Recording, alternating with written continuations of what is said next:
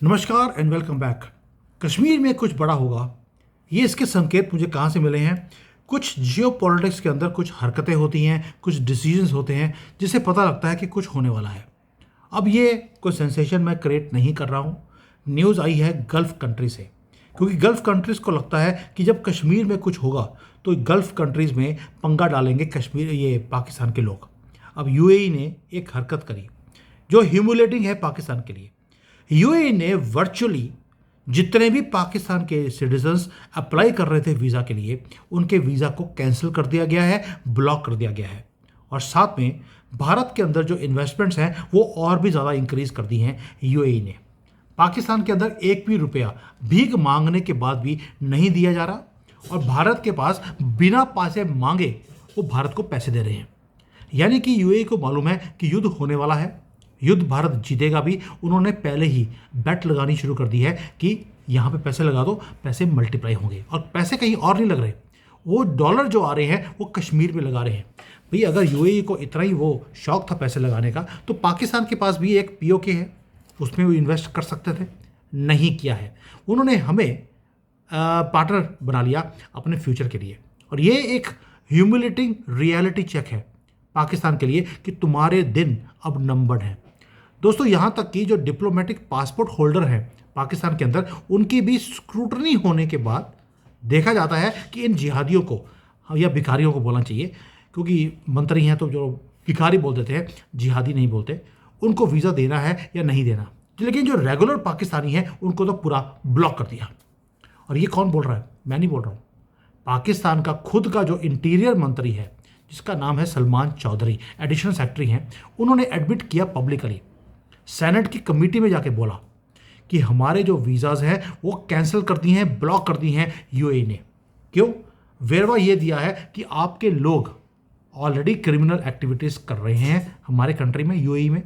आगे जाकर ये और भी इंक्रीज होने वाला है, क्योंकि वो बताया नहीं, क्योंकि वो यूएई ने ऑलरेडी बता दिया हमें कि ये युद्ध होने वाला है और पीओके इनके हाथ से जाएगा।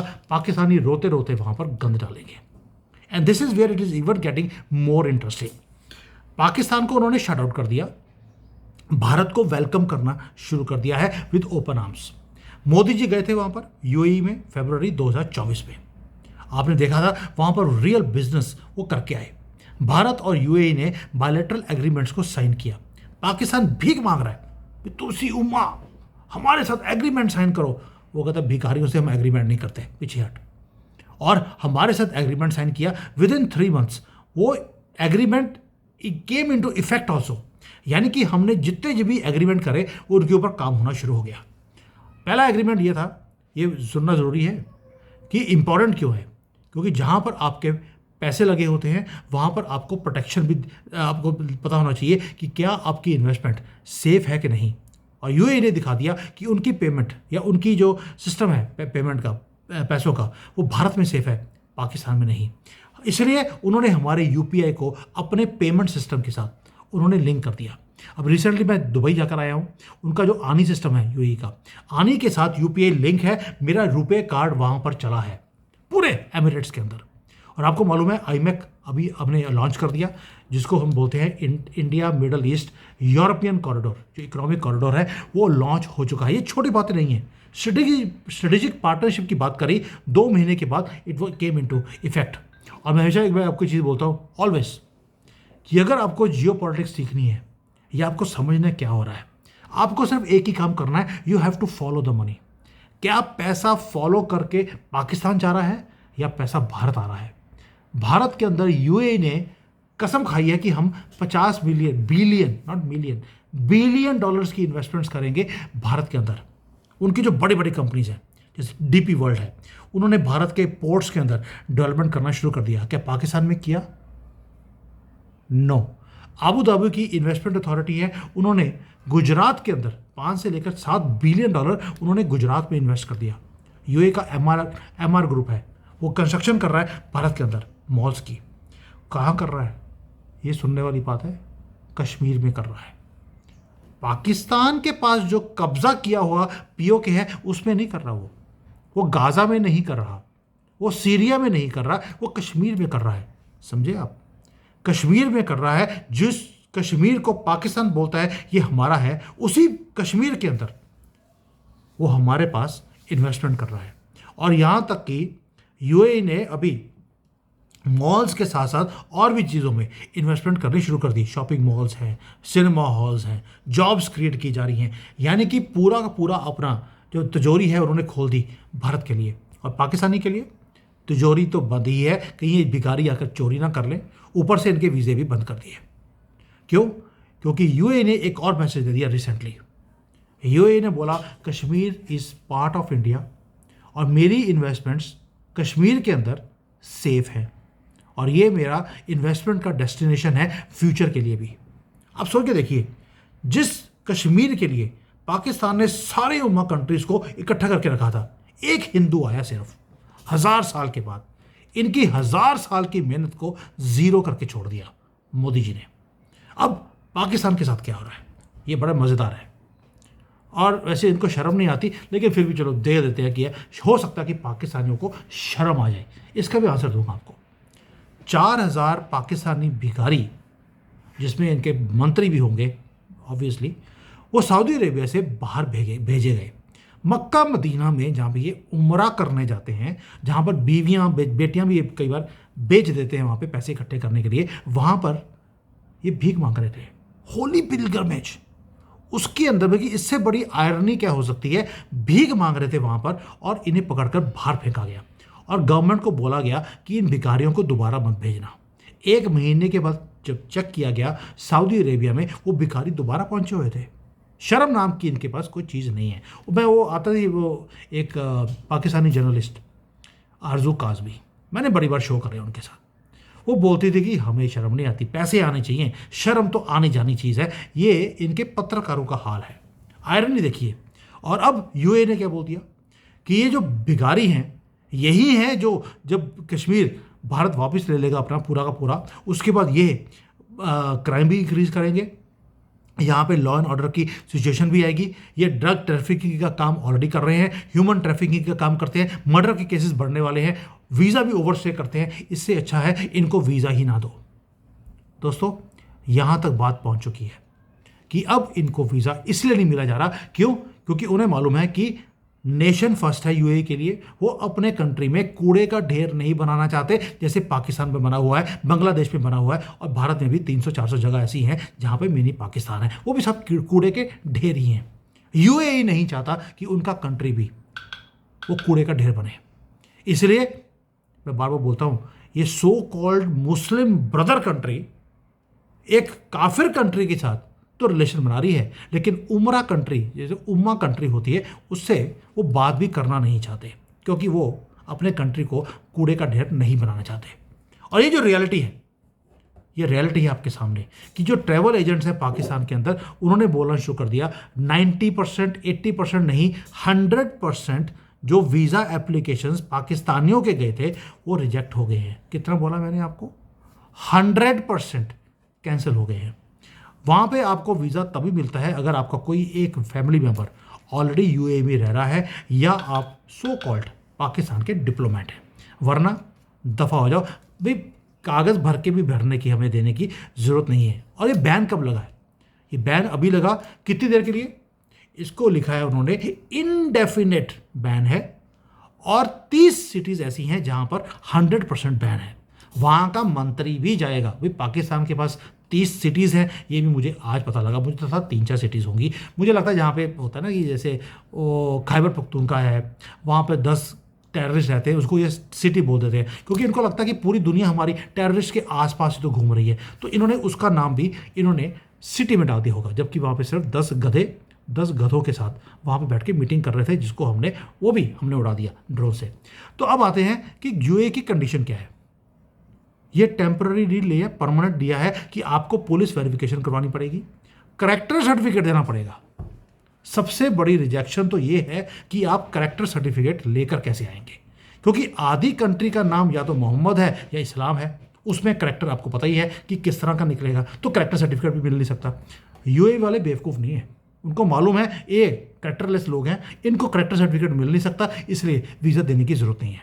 क्यों? क्योंकि कश्मीर में कुछ बड़ा होने वाला है। और कश्मीर जो पाकिस्तान का जो इंटीरियर मंत्री है मोहसिन नकवी, वो अभी अभी पर्सनली गया यूएई में कि देने के लिए कि भैया हम आपको पूरा सपोर्ट करेंगे, प्लीज़ हमारे भिखारियों को वीज़ा देते रहो ताकि ये वहाँ से पैसे कमाए और हमें वापस भेज दें। कुछ नहीं हुआ, उल्टा भारतीयों के लिए क्या कर दिया उन्होंने बोल दिया कि 5 साल का वीज़ा दे दिया आपको भारतीयों को, पाकिस्तानियों के पासपोर्ट उठा के बाहर फेंक दिए, और हमें दे दिया कि भाई आपको वीज़ा दिया, रेड कार्पेट ट्रीटमेंट है, मल्टीपल एंट्री वीज़ा है, टूरिस्ट वीज़ा के ऊपर आप यूएई में आ सकते हैं अगर आप पासपोर्ट होल्डर हैं भारत के। अगर आपके पास यूएसए का पासपोर्ट है, वीज़ा है, यूके का वीज़ा है या ईयू का रेजिडेंसी परमिट है, तो भी वीज़ा ऑन अराइवल मिल जाएगा। आपको ज़्यादा तकलीफ करने की ज़रूरत नहीं है कि आप वहाँ पे पहले अप्लाई करेंगे भारत में, फिर आप वीज़ा लेंगे, फिर यहाँ आएंगे। यहाँ आइए, यहीं पे एयरपोर्ट पे आपको मिल जाएगा। और खुशी की बात यह है कि वहाँ पे आपको लेडीज़ की ड्रेस डालकर और काले बोरे वाले पाकिस्तानी आपको मिलेंगे ही नहीं। आप सेफली वहाँ जा सकते हैं। इसलिए सोनिया गांधी और प्रियंका वाड्रा वहाँ पर बिना सिक्योरिटी के चले गए, क्योंकि वहाँ पाकिस्तानी को था ही नहीं, तो सिक्योरिटी का इशू हो नहीं सकता।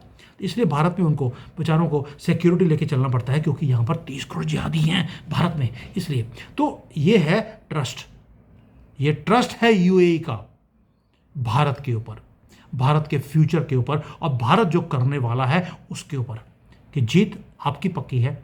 और कोई भी आदमी जहाँ पर आपकी हार होने वाली होती है वहाँ इन्वेस्टमेंट नहीं की जाती। आज अगर यूएई ने आपको एक्सटेंड किया है वीज़ा फैसिलिटीज़ ऑन अराइवल, यहाँ तक कि जो छोटी छोटी सिटीज़ हैं जैसे कोची है, कैलकट है, आपका अहमदाबाद है, वहाँ पर भी इनकी वीज़ा फैसिलिटीज़ को खोल दिया गया है। बायलैटरल ट्रेड ऑलरेडी $100 बिलियन को टच करने वाला है। वहाँ से रेमिटेंसेज है वो बढ़ने वाली हैं। 25 लाख तो भारतीय हर साल दुबई घूमने चले जाते हैं, और रेमिटेंसेज $15 बिलियन से ज़्यादा सिर्फ दुबई से आती हैं। ये सारी चीज़ें बताती हैं आपको कि यूएई आपके साथ खड़ा है, एक काफिर कंट्री के साथ। और मैं गर्व से बोलता हूँ मैं काफिर हूँ, और इनको भिखारियों को हमारे पास अब हमारे तलवे चाटने पड़ रहे हैं, और पाकिस्तानी तलवे चाटने को तैयार हैं। उन्होंने बार कर दिया कि तुम्हारे थूक से हमारे जूते भी गंदे होते हैं, नहीं आने देंगे। और ये है diplomatic checkmate, geopolitical master stroke, क्योंकि यूएई ओआईसी का मेंबर है। OIC, organisation of Islamic cooperation, अमीर कंट्रीज का ग्रुप है। और पाकिस्तान को तो जिसको बोलते हैं बिना मांगे सपोर्ट मिलनी चाहिए थी। कश्मीर के ऊपर रोता रहा ओआईसी में, डिमांड करता रहा कि हमें सबको मिलकर भारत के ऊपर चढ़ाई कर देनी चाहिए और कश्मीर ले जाना चाहिए, कंडेम करो। और यूएई ने क्या किया?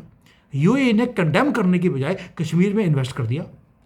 भारत को बोल दिया कि ये कश्मीर का जो मामला है ये भारत का इंटरनल मैटर है। दोबारा बोल रहा हूं, ये भारत का इंटरनल मैटर है। और यूएई का जो एम्बेसडर है डॉक्टर अहमद, उन्होंने ऑफिशियली बोला है आर्टिकल 370 भारत का इंटरनल डिसीजन था, we do not have to enter into this.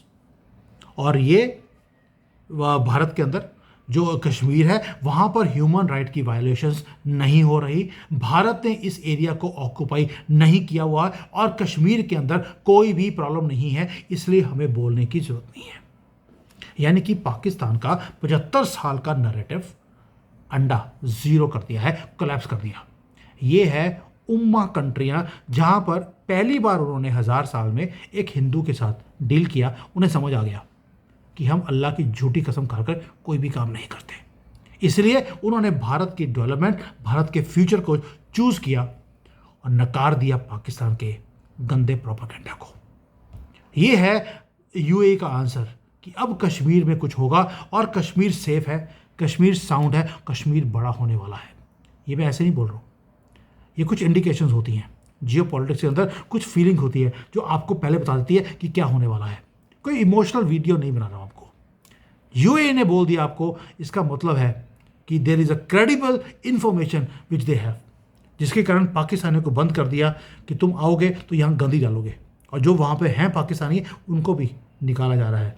सुना है सऊदी अरेबिया के अंदर भी यही हाल है, क्योंकि कोई भी कंट्री इनके ऊपर अब ट्रस्ट नहीं करती। वैसे तो इनको 1000 साल के बाद पता लगा कि इनके ऊपर ट्रस्ट नहीं कर सकते, बट एनीवेज अकल आ गई, इतना ही बहुत है। दोस्तों, यूएई ने बोला है कि भारत डिलीवर करता है जो भी प्रॉमिस करता है।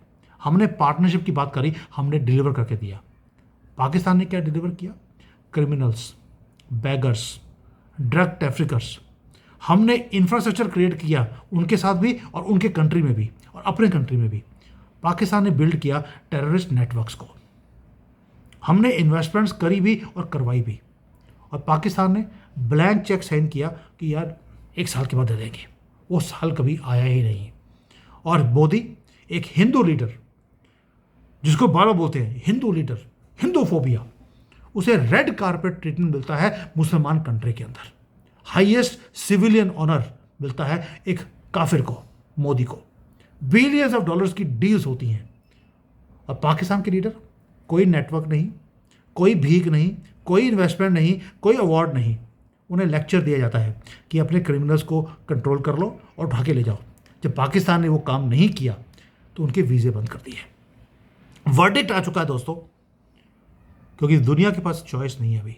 यूएई का वीज़ा फ्रीज पाकिस्तानियों के लिए ये सिर्फ पॉलिटिकल स्टेटमेंट नहीं है, ये फ्यूचर की स्टेटमेंट है कि भारत अब जो कुछ करेगा, इनके बिहेवियर को हम कंट्रोल कर नहीं सकते। पाकिस्तानियों को प्रैक्टिकल बात यही है, इनको आने मत दो। And this is all based on one thing, वे कि पाकिस्तानी कभी इंसान बन ही नहीं सकते। और मोदी जी बोलते हैं सबका साथ, भाई सबका साथ तो किसी और चीज़ के लिए है, लेकिन पाकिस्तानियों के साथ वो कभी नहीं हो सकता। And we are playing like a champion and they are playing like a victim. Pakistan अभी भी विक्टिम कार्ड खेल रहा है वहाँ पर, कि हमारे गरीब लाचार ये लोग जो कभी कभी चाकू लगा देते हैं, कभी थोड़े से ड्रग्स ले लेते हैं, बेच के थोड़ा सा घर चला लेते हैं, की फ़र्क पड़ता है? ये फ़र्क है एक राइजिंग पावर में और एक भिखारी कंट्री में। ट्रुथ हर्ट करता है, फैक्ट्स सामने हैं कि पाकिस्तान की फीलिंग्स के बारे में अब कोई भी जो उम्मा कंट्री है वो भी ध्यान नहीं देती। वो भैया भारत के जो सिकुलर हिंदुओं और यहाँ पे जो 30 करोड़ जिहादी इलीगली जो भारत में रह रहे हैं, आपको थोड़ी अकल आ जानी चाहिए आपके पाकिस्तान का ये हाल देखकर।